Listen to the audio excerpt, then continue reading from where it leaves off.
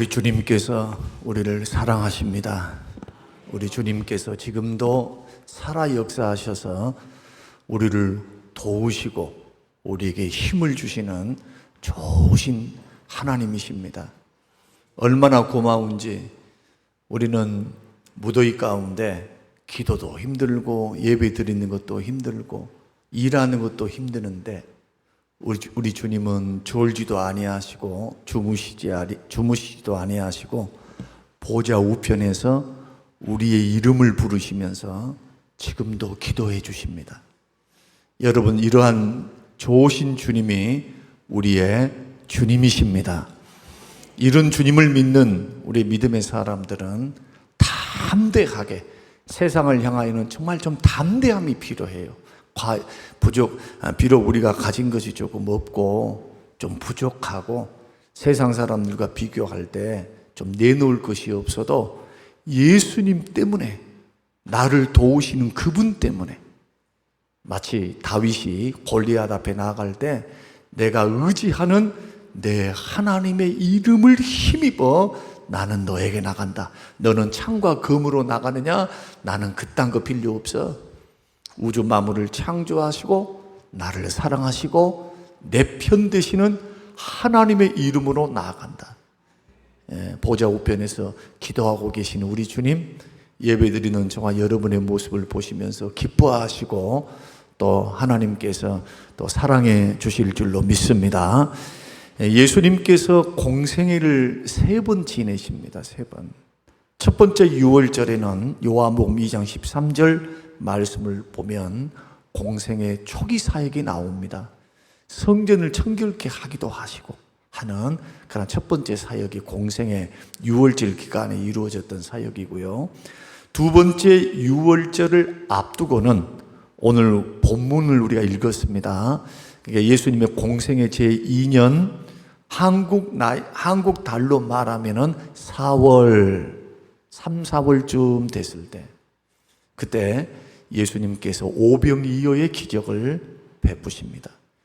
그리고 우리 주님께서 3번째 유월절을 맞이하기 위해서 예루살렘에 올라가셨을 때는 십자가에 죽으러 올라가셨습니다. 예수님의 대부분의 사역은 어디서 이루어졌을까요? 갈릴리에서 일어났습니다.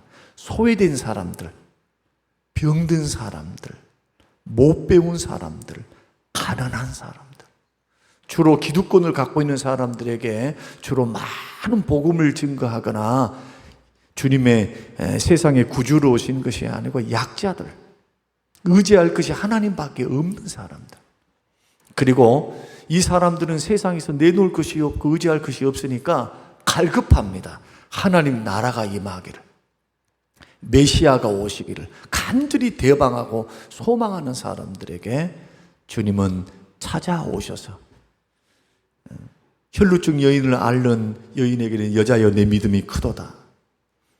유대인이 아닌 백부장에게는 이만한 믿음 내가 유대인 중에서 본 적이 없다. 대부분 수르보니가 여인을 향해서도 여자여 내 믿음이 너를 구원하였다. 우리 주님의 행적을 가만 더듬어 보면은 얼마나 은혜가 되고 위로가 된지를 몰라요. 이렇게 부족하고 이렇게 약하고 이렇게 천대받고 아무것도 아닌 인생을 만나 주셔서 치료하시고 공급해 주시고 구원해 주시니 이보다 더 좋은 우리 주님이 어디 있습니까? 그래서 오병이어의 기적은 예수님의 공생의 후반부에 일어난 사건입니다. 오늘 1절 말씀 보면 그 후에 그랬습니다. 그 후에 갈릴리 바다 디베랴 건너편 들판에서 주님께서 오병이어의 기적을 베푸시는데, 그 후라고 하는 말씀은 이미 공생의 시작 때부터 전반부 사역을 했던 것들 후에 그런 뜻이에요. 그러면 사복음서에 나타나는 그러한 대략 시간적으로 보게 되면 예수님이 어떤 것들을 굵직한 것만 제가 설명을 한번 해드릴게요. 성경을 찾아서 마태복음 5장에서는 산상 설교를 하십니다. 마태복음 8장에서는 백부장의 종을 치유하십니다. 누가복음 7장에서는 나인성 과부, 죽었던 아들을 살리십니다. 마태복음 8장에서는 폭풍을 잠잠하게 하십니다. 8장에서는 거라사 광인의 군대 귀신을 내어 쫓으십니다. 9장에서는 혈육중 여인을 치유하십니다. 10장에서는 12제자를 파송합니다. 14장에서는 세례 요한이 헤롯 왕에 의해 죽임을 당하는 사건이 있었습니다. 요한복음 5장에서는 38년 된 병자를 고치신 치유의 기적을 일으키셨습니다. 그리고 더 있지만 굵직한 것만 말씀드리는 겁니다. 그 후에 예수님을 찾아온 그 무리들 5,000명, 남자들만 5,000명이었으니까 줄잡으면 10,000명이 넘는, 여기는 소년도 와 있다고 그러잖아요. 어린아이도. 어린아이는 수에 끼지 않았습니다. 여자들과 노인들도 수에 끼지를 않았어요. 50세까지 장정까지, 20살에서 50세까지 있는 남자들의 수만 계산합니다. 그래서 10,000명이 넘는 그 수많은 사람들이, 그 지역의 근동에 있는 그 갈릴리 지역에 있는 대다수의 사람들이 예수님을 찾아왔다는 것을 알 수가 있습니다. 이런 기적을 행했는데, 그것도 갈릴리 지역, 그 지역에서 얼마나 많은 사람들이 예수님이 기적을 체험하고 소문을 듣고 찾아왔겠습니까? 그때 예수님께서 들판에서 오병이어의 기적을 베푸십니다. 왜 이 기적을 베푸셨을까요? 빨리 돌아가라고 말씀하면 얼마나 좋았을까요? 그냥 가라고 하면 되죠. 그러나 우리는 마태복음, 마가, 누가복음의 오병이어의 기적을 우리가 종합해서 본다면, 저들이 가다가 지금 밥도 먹지 않고 물도 마시지 못하고 지금 하루 종일 뭘 하고 있습니까? 예수님께 와서 예수님의 말씀을 듣고 있어요. 그리고 저들이 돌아가다가 기진할까 싶으니까 곡기를 끊고 말씀 듣는데, 은혜 받는데 치중하고 있어서 저들이 돌아가서 어떤 봉변을 당하고, 또 힘이 없는 사람은 배가 고파가지고 자기 집 잘 못 찾아갈 수 있으니까, 힘이 드니까 너희들이 먹을 것을 줘라, 이렇게 빌립에게 주님이 시험하시는 장면에 나오는 겁니다. 또 왜 예수님이 오병이어의 기적을 행하셨을까? 3가지 이유 때문입니다. 첫째는 예수님께서 하나님의 아들 되심과 예수님이 메시아 되심을 공적으로 드러내놓은 기적이 오병이어다. 두 번째는 육체의 필요를 채워주시기 위해서. 우리는 영적인 존재인 뿐만이 아니고 우리는 육을 갖고 있습니다. 예수님은 육체로 이 땅에 오셨고 사람이 당하는 모든 시험과 고난을 당하셨기 때문에 육체가 가장 필요로 하는 것, 인생이 가장 필요로 하는 것이 무엇인가에 대해서 너무 잘 알고 계십니다. 그것을, 영육에 필요한 것들을 채우시는 하나님. 그런데 오늘 본문의 말씀 보면은 원대로 줘라, 원대로. 떡도 원대로, 물고기도 원대로. 어떻게 줘라? 12바구니 넘도록 채워주셨으니까 주님이 우리의 필요를 어떻게 채우십니까? 풍성하게 채워주실 줄로 믿습니다. 우리 주님은 풍성하게 채워주신 분이에요. 믿음으로 한번 반응해 보세요. 믿음으로 반응한 자에게는 30배, 60배, 100배 풍성하게 채우신 분. 그러나 그 믿음의 양이 종재기 같으면 부어줘도 담을 수가 없는 거죠. 그래서 내가 행할 줄로 믿느냐, 고쳐줄 줄로 믿느냐, 자꾸 믿음을 물어보신 이유가, 아무리 하나님의 은혜가 풍성하고 주님이 좋은 것을 채워준다 할지라도 그 받는 사람들이 믿음으로 화합지 않거나 믿음의 그릇을 준비하지 않으면 감당할 수 없는 거예요. 그러나 중요한 것은 우리 주님은 육체의 필요를 채우신다. 세 번째는 생명과 영생을 주시는 생명의 떡이 되심을 가르치시기 위해서. 그래서 예수님께서 그 후에 계속해서 설교를 하십니다. 내가 생명의 떡이다. 나는 하늘에서 내려온 떡이다. 내 살과 피를 마시는 자는 영생한다. 영생한다.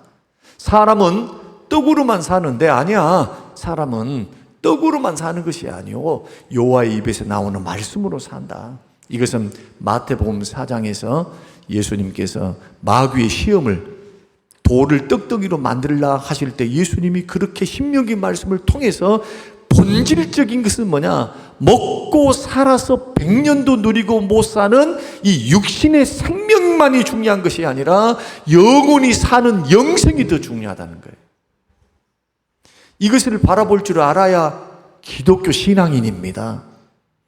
영생과 천국에 대한 분명한 믿음이 있어야 하죠. 값어치를 계산해 볼 줄 알아야 합니다. 그래서 예수님은 천국 비유를 하실 때 생명과 영생을 주신 분이 예수님이시잖아요. 그래서 농부가 밭을 갈다가, 소작농입니다, 남의 밭을 갈다가 보화를 발견했다. 그러면 보화를 발견했으면 가만히 있을 사람이 어디 있겠는가? 재산 팔고 뭐 팔고 모든 것 이자를 내고 은행에서 융통을 한다 할지라도 그 보화를 내 것으로 삼기 위해서 밭을 사지 않겠는가? 그 말이 무슨 뜻입니까? 영생을 얻고 예수를 얻기 위해서는 나에게 있는, 내가 이 땅에서 소중하다고 생각하는 이 모든 것들을 다 팔아치운다 할지라도 이 보화 되시고 영생 되시고 생명 되시는 주님과 영생과 천국을 맞바꿀 수 있지 않겠는가? 이것보다 더 귀중한 게 어디 있어요? 그럼 질문입니다. 그렇게 살고 계십니까? 지금 저와 여러분은 그렇게 살고 계십니까?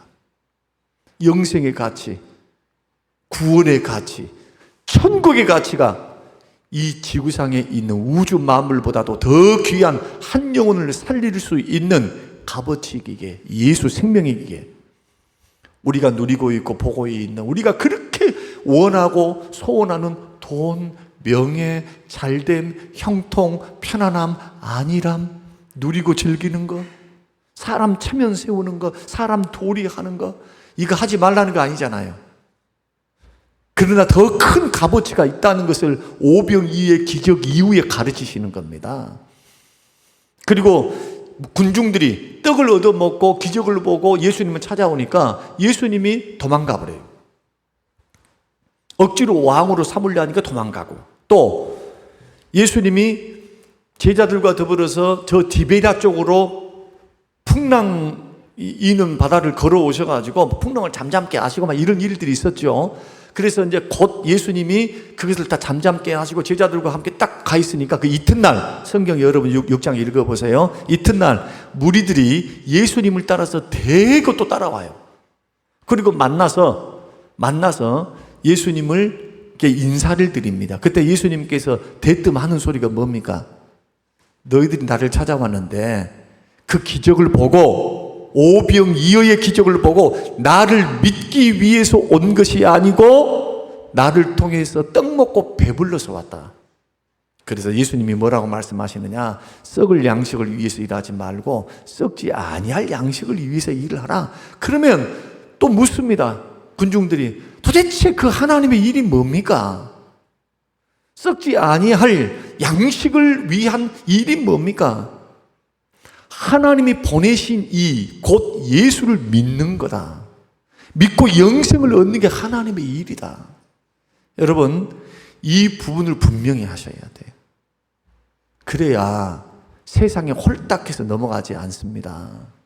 믿음의 가치, 예배의 가치, 영적인 것, 영적인 가치를 돈 몇 푼에 팔아먹지를 않는다고요. 조금 시험이 됐습니다. 뭐가 어쩌습니다. 저쩌습니다. 이것이 우리가 하나님을 영화롭게 하고 하나님 앞에 가까이 나가고 내 믿음을 보배롭게 지키면서 거룩한 하나님의 자녀로서 주와 함께 동행하며, 에녹은 살아생전에 남들은 900살 살 때 그는 몇 살 살았습니까? 남들은 성경에 보면 900살 살고 800살 살 때 360년 살았습니다. 오래 살았느냐, 짧게 살았느냐, 주님 안에서는 그게 무의미해요. 주님의 계산법에는. 에녹은 그가 짧은 인생을 살았지만 60살까지는 하나님과 동행하지를 않았어요. 그러나 무두셀라를 낳고 난 후에는 그가 300년 동안 주님과 함께 뭘 합니까? 동행합니다. 그래서 히브리서에서는 하나님을 기쁘시게 하는 자라고 하는 증거를 얻었대요. 인생을 살아가면서 하나님과 동행을 얼마나 잘했던지 보조를 주님께 맞춰서 주님의 시간대에, 주님의 걸음에, 주님의 일하심에 온전히 맡겨드리는 인생. 주님이 뜻하는 곳에 같이 자기도 보조를 맞춰서 거기 가고, 주님이 생각하는 곳에 같이 생각을 하며, 주님이 바라보는 곳에 같이 바라보며. 여러분, 지금은 우리에게 뭘 통해? 성령과 말씀을 통해서 우리에게 가르쳐주고 계십니다. 동행할 수 있는 방법이 여기 있어요. 성경과 성령님과 말씀을 통해서. 중요한 것은 영생과 생명이 있음을 가르쳐주기 위해서 기적을 베푸신 거다. 우리는 저번 새벽 기도를 통해서 오병이어가 주는 교훈 3가지를 우리가 살펴봤습니다. 오늘 3가지를 더 말씀드릴 텐데 우리 한번 생각을 한번 정리 한번 해보십시다. 생명의 떡이신 예수님을 믿으라고 했습니다. 예수님은 기적을 위한 기적을 베푼 게 아니라 언제나 기적에는 예수님이 누구인가, 내가 메시아다, 내가 하나님 되신다, 내가 하나님의 아들이다, 나를 믿어라 라는 것을 언제나 보이기 위해서, 가르치기 위해서, 도전하기 위해서 기적을 베푼다고 했습니다. 기적을 위한 기적 베푼 게 아닙니다. 예수님이 누구인가를 드러내기 위해서요. 그러면 성경을 읽을 때, 이런 기적을 볼 때 우리가 제일 먼저 만나야 될 게 뭡니까? 예수님은 하나님이십니다. 예수님은 생명이십니다. 예수님은 나의 주님이십니다. 이걸 배우지 못하고 그냥 떡만 뭐 심리학적인 위안만 받으려고 이렇게 한다면 그것은 번지수 잘못 찾은 거죠. 두 번째는 우리의 필요를 보시고 아신다. 제가 설명을 이미 드렸습니다. 세 번째는 나에게 있는 것으로 주를 섬기라. 뭐 없다 하지 말고, 어린아이의 오병이어가 뭐 도대체 떡 5덩이, 제가 생각할 때 그 당시에 로마의 압제가 너무나 심했기 때문에 먹고 사는 것이 형편없었어요. 착취가 너무 많아. 세금을 너무 많이 걸어가. 소위 말해서 일제강점기 때 우리 그렇게 많은 쌀들을 다 수탈해가지고 일본으로 가져가잖아요. 우리는 어떻게 살았습니까? 보릿고개. 소나무 껍질 벗겨 먹고 살았어요. 로마 시대는 어떻겠습니까? 2000년 전에. 얼마나 배고픈 시절에 어린 아이의 정신 놀랍습니다. 새끼 밥 먹고 못 살았어요. 아침 저녁 2끼 먹고 살아. 2끼. 옛날 사람들은. 그런데 그 어머니가 예수 따라간다 하니까 아마 그 어린이는 엄마나 아빠 손을 잡고 분명히 찾아 나온 그러한 어린 아이였을 것이다. 그럼 왜 안 먹었을까요? 말씀 듣다가, 말씀 듣고 예수님과 교제하고 그 기적의 하나님을 보고 있으니 얼마나 그 말씀이 은혜롭고 좋은지 배고픈 줄을 모른 거예요. 그 조그만 것, 그것이 주님 손안에 딱 들려지니까 어떤 역사가 일어납니까? 오병이어의 기적, 5,000명이 먹고 남는 것이, 원대로 먹고 남는 것이 12바구니를 거두었어요. 그래서 나에게 있는 것으로 주를 섬기라. 없다 하지 말고 주님 주신 것 갖고 하라는 거예요. 자, 이제부터 4번째는 뭐냐? 따라서 해보십시다. 우리의 믿음을 시험해 보신다. 한번 올려주십시오. 우리의 믿음을 시험해 보신다. 5절, 6절 같이 한번 읽겠습니다. 자, 5절, 6절. 자, 시작. 예수께서 눈을 들어 큰 무리가 자기에게로 오는 것을 보시고 빌립에게 이르시되 우리가 어디서 떡을 사서 이 사람들을 먹이겠느냐 하시니, 이렇게 말씀하시면 친히 어떻게 하실지를 아시고 빌립을 뭐 했다? 빌립을, 그렇습니다. 빌립을 시험하셨다. 여러분, 예수님께서 빌립을 아시고 어떻게 하실지 아셨다고 합니까? 모르셨다고 합니까? 아셨다고 하는 거. 아셨다. 빌립은 굉장히 합리적이고 현실적인 사람이고 계산적인 사람이라는 걸 예수님이 더 잘 알아요. 어떻게 우리는 알 수 있느냐 하면은, 예수님께서 마지막 유월절을 예루살렘에서 보내게 되시는데 그 마지막 만찬석상에서 빌립이 예수님께 요청을 합니다. 예수님, 하나님 좀 보여주세요. 하나님 좀 보여주시면 내가 믿을게요.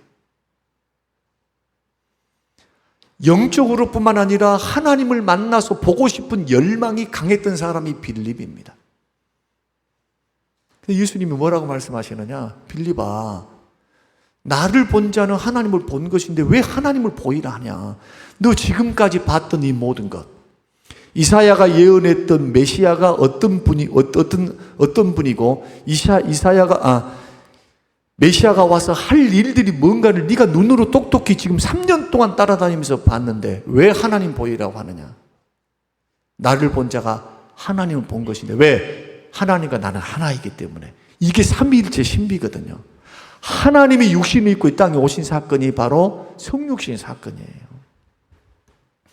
보여주면 믿는 게 아니고 성경적인 인식은 믿으면 보는 거예요. 예수를 믿으면 보입니다. 히브리서 12장 1절에도 믿음으로 모든 세계가 하나님의 말씀으로 지어진 줄을 압니다. 믿어야 깨닫게 돼요. 보이게 되는 겁니다. 우주만물 창조한 걸 우리가 어떻게 알아요? 태초에 가본 사람이 있습니까? 아무도 없어요. 그러나 믿음으로 우리는 알아요. 하나님의 말씀으로 천지를 창조하셨지. 믿음으로 받아들이기 시작하고 그 살아계신 하나님, 보이진 않지만은 살아계신 하나님을 믿음으로 바라보며 믿음으로 나아가면, 놀랍게도 요한복음 11장과 12장에서도 믿으면 영광을 보리라 하지 않았느냐? 너 오빠 죽은 거 아니야. 죽었는데 주님은 죽은 것이 아니고 잔다고 말씀하십니다. 예수님이 계셨더라면 내 오라비가 죽지 아니하으리라 하면서 막 슬퍼하며 우니까 뭐라고 말합니까? 말씀을 하십니까? 마리아에게 너 믿으면 영광을 보리라 했지 않냐? 나는 부활이요 생명이니 나를 믿는 자는 죽어도 살겠고 살아서 나를 믿는 자는 영원히 죽음을 보지 아니하리라. 그러니까 그때 그 말씀을 하시는 거예요. 그때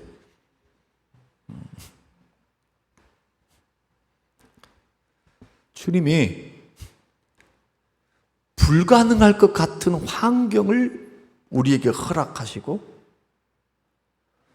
도저히 풀 수 없는 문제야. 이것은 도대체 우리가 합리적으로 논리적으로 생각할 때 이것은 안 돼. 200데나리온 정도는 있어야 되고, 그리고 지금 여기에서 이 들판에서 저 디베리아까지 도시까지 가려면 몇 킬로냐 하면 14km 14km를 걸어서 빵을 5,000명분, 10,000명분을 우리가 해가지고 가져와서 돈이 있다 한들 그 어떻게 공수해 옵니까? 뭐가 있어서?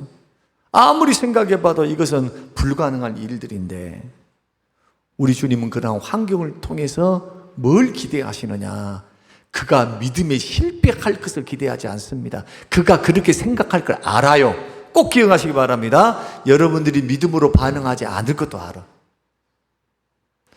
계산 딱 두드려가지고 이것은 이래서 돈이 안 돼서 안 되고, 이것은 이래서 안 되고, 저것이 안 된다는 것도 하나님 다 아십니다. 그런데도 주님은 불가능할 것 같은 환경 속에서 뭘 하시느냐? 믿음을 달아보십니다. 테스트 하십니다. 네가 줘라. 네가 한번 해봐. 뭐 하시려고 하십니까? 주께서 그에게 능력을 나타내사 나에게 불가능한 문제와 숙제를 우리에게 허락하셨다면 거기에는 주님은 답이 있습니다. 주님은 답이 있어요. 근데 그 가운데서 주님의 기대하심은 뭐냐? 하나님의 기적을 보고 나를 믿으라는 거예요. 오병이의 기적을 딱 하나님이 허락하사 제자들이 다 어떻게 됐습니까? 그것을 보고 깜짝 놀라게 돼요. 놀라게 돼요. 그리고 요한복음 6장에 계속 읽어보면은 예수님이 생명이 떡이다, 하늘 위로부터 내려온 생명이 떡이다 라고 하니까 많은 제자들이 주님을 떠나버려. 다시는 예수님과 함께 하지 않습니다. 도대체 예수님 말씀 너무 어렵다. 고개를 흔들면 사람이 어떻게 위에서 내려온 떡이 될 수 있고 살과 피를 먹으면 영생을 얻고 생명을 얻는가 하고 다 떠나버려요. 예수 따라다녔던 사람들, 기적받던 사람. 그때 12제자에게 너희도 떠나려고 하느냐 할 때 뭐라고 말씀합니까? 영생의 말씀이 여기 있사오매 주여 우리가 누구에게로 가오리까? 오병이의 기적을 보고 떡을 목적으로 따라다녔던 사람들은 다 떠났지만은 거기에서 그 기적을 보고 기도하니까 하나님이 응답하시는구나, 기도하니까 하나님이 문제를 풀어주시는구나, 나는 연약하지만은 주님은 가능성이 있구나, 주님은 해결 방안이 있구나, 이것으로 좌절하거나 낙심하거나 포기하거나 주판만 튕기고 있는 것이 아니라 주님께 묻죠. 주님, 이 모든 거 이게 다 기도 아닙니까? 기도. 네가 한번 해봐 하니까 200데나리온, 정말 유치하잖아. 유치해.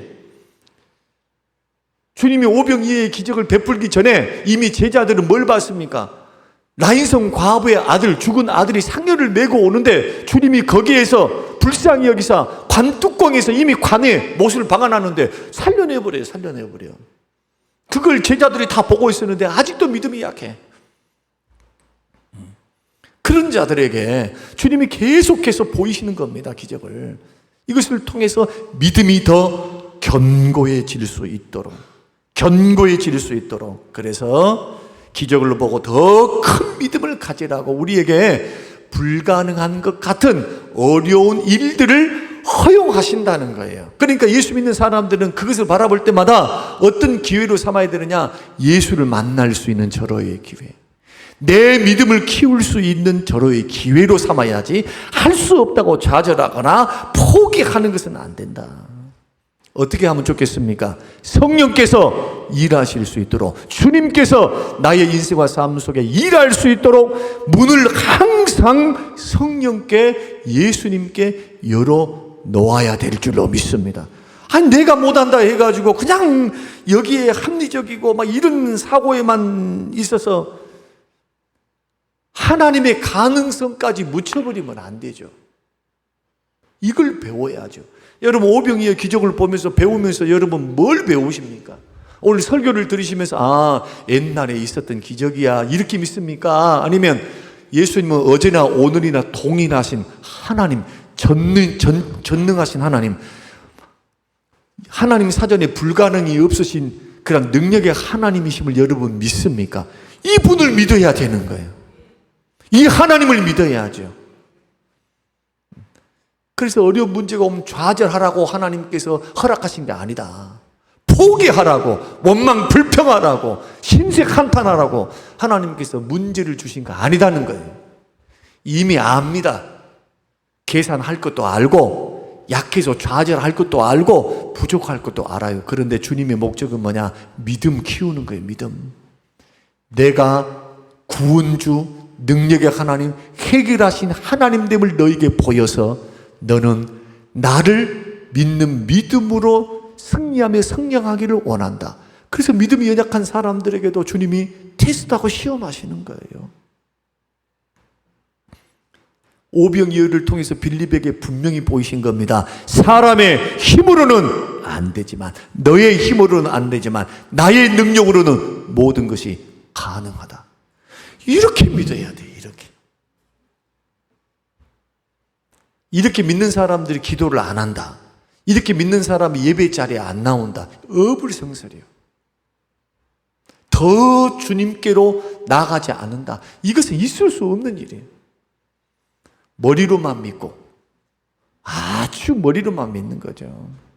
그냥 습관적으로 믿으니까 그렇지, 살아계신 하나님의 현실감 있게 성령께서 지금도 역사하시고 지금도 사람을 통해 일을 하고 계세요.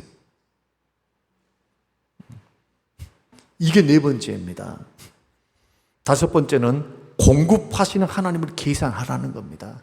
7절에서 10절이 뭡니까? 빌립이 대답하되 각 사람으로 조금씩 받게 할지라도 200데나리온의 떡이 부족하리이다. 자, 빌립 이야기를 하고 이제 좀 마칠게요. 빌립은 굉장히 현실적인 사람이라고 했습니다. 합리적이고 논리적입니다. 이게 틀린 게 아니에요. 그런데 한 가지 빌립이 계산하지 않는 게 있습니다. 예산 비용에 대해서는 굉장히 셈에 빨랐습니다. 그런데 필요한 비용 이외에 자원을 공급하실 주님을 계산할 줄을 몰라요.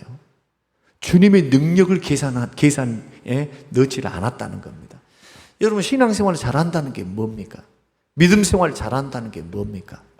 그 사람의 믿음은 고난과 어려움을 통과하는 모습을 보면 아는 거예요. 평상시는 잘 몰라요. 어려움, 힘듦, 관계, 시험, 괴로움, 이런 것을 당해봐야 돼. 고난을 통과해봐야 그 사람이 정말 협력자인지, 주님과 주님의 교회와 주님의 영광을 위해 협력자인지, 방해자인지, 정말 믿음으로 교회를 위하고 주님을 위한 자인지, 자기를 위한 자인지, 자기의 명성, 자기의 고집, 자기의 판단과 생각, 주님의 판단과 생각이 아니고 덕을 세우거나 하나님의 영광을 위하거나 형제를 위한 것이 아니라 온통 자기의 관점, 자기. 이러한 사람들에게는 주님을 계산하는 법이 없어요. 꼭 기억하셔야 됩니다. 우리가 인생을 살아갑니다. 교회를 운영해 갑니다. 여러분의 인생도 지금 경영에 가고 계시죠? 앞으로 남은 생애를 계산해 보면서 내가 주님을 위해서 어떻게 살까? 내 믿음을, 한 번밖에 없는 짧은 인생을 내가 시간을 어떻게, 일주일의 시간을, 하루의 시간을 내가 하나님 앞에 드리는 시간, 하나님 앞에 헌신하는 시간, 그리고 내 생업을 이루고 내가 취미 생활을 하고 하는 모든 것들이 있을 거라. 이런 모든 것에서 언제나 하나님을 계산해서, 주님의 능력을 계산해서 거기 플러스 주님의 능력, 이것을 현실의 영적인 무기로 장착시켜 놓으십시오. 영적 무기로. 그래서 교회 안에서나 뭔가 불가능한 일이 있을 때 좌절하고 현실 계산만 하고 있는 사람들 기도 안 합니다. 이미 머릿속부터 자기가 결론을 내려놨어. 자, 굉장히 중요한 말을 하나 해드리고 싶은데, 자기의 카테고리 안에 딱 하나님을 가둬가지고, 이러니까 내가 보기에는 이러니까 이래, 그러니까 안 돼, 하나님을 가둬서는 안 돼요. 하나님이 일하실 수 있도록 하나님의 능력, 내게 능력 주시는 자, 내게 능력 주시는 그 하나님 안에서 여러분의 믿음 생활, 신앙 생활, 주와 함께 계산을 해서 여러분 승리해 갈 수 있게 되시기를 주의 이름으로 축원드립니다. 마지막은 심으라는 겁니다. 있는 것 가지고 심어라. 아까 세 번째 말씀에 드렸던 것과 똑같아요. 그러나 작은 것이라도 심어야 돼. 작은 것이라도. 여러분, 심지 않고 거두는 법은 없어요. 시간을 심고 물질을 심고 작은 것이라고. 여러분, 기도하는 거, 조그만 기도, 새벽 기도 한 번 하는 거, 이게 적은 겁니까? 예배를 드리는 거, 예배를 드리는 게 적은 일인가요? 절대로 적은 일이 아니에요. 정말 힘들고 어렵게 여러분 시간을 희생하면서 여기까지 나온 거예요. 주님 앞에 볼 때는 값진 헌신입니다. 여러분이 생각할 때 작은 것이라도 믿음으로 심으면, 주의 손 앞에 딱 올려드리면 기적은 주님이 일으키시고 30배, 60배, 100배 열매를 맺게 하신 분은 주님이십니다. 이건 약속이에요, 약속.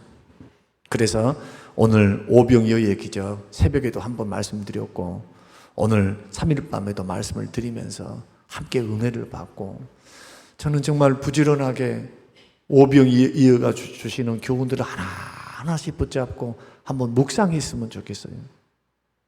그리고 삶에 적용해서 변화가 일어나기를 원합니다. 하나님의 능력을 계산하면서 나에게 있는 적은 것을 주 앞에 올려드리면서, 그러면서도 힘들고 어려워도 주님은 언제나 가능하시고 주님은 언제나 내 편 되셔서 선한 길로 인도하시리라. 하나의 길을 막으신다면 하나의 길을 여시면서 나를 살리실 그 하나님 바라보면서 믿음으로 승부 걸겠죠.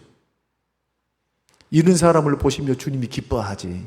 자기 잘난 맛에, 자기 똑똑한 맛에 하나님은 언제나 2번, 3번이야, 인생에서. 이렇게 하면서 복은 엄청나게 주라고 하거든요. 그것은 조금 생각해 봐야 되는 거예요. 절대로 여러분, 신앙생활은 정말 중심이 좋아야 됩니다. 중심이 전심이 돼야 돼. 하나님을 향해. 누구처럼? 다윗처럼. 이런 마음이 우리 가운데 있도록, 여러분 바보 같지만 세상 사람들 보면 정말 어리석게 보이거든요. 그래서 주님이 보실 때는요, 내 마음의 중심을 귀하게 보세요. 마음에 합하다 기뻐하십니다. 주님과 더불어 승리하게 되시기를 주님의 이름으로 축원합니다. 고마우신 아버지 하나님, 고맙고 감사합니다. 주시는 귀한 말씀을 붙들고 우리 얼마나 핑계가 많습니까? 이것 때문에 안 되고요, 저것 때문에 못합니다. 하나님, 마음은 원이지만 육신이 연약합니다. 주님 아시지요? 그러나 내 믿음, 주님을 계산하는 믿음으로 한 발자국 더 힘들고 어려워도 믿음의 발걸음을 내딛고 있는지 주님 점검하는 귀한 시간이 되게 하여 주시옵소서.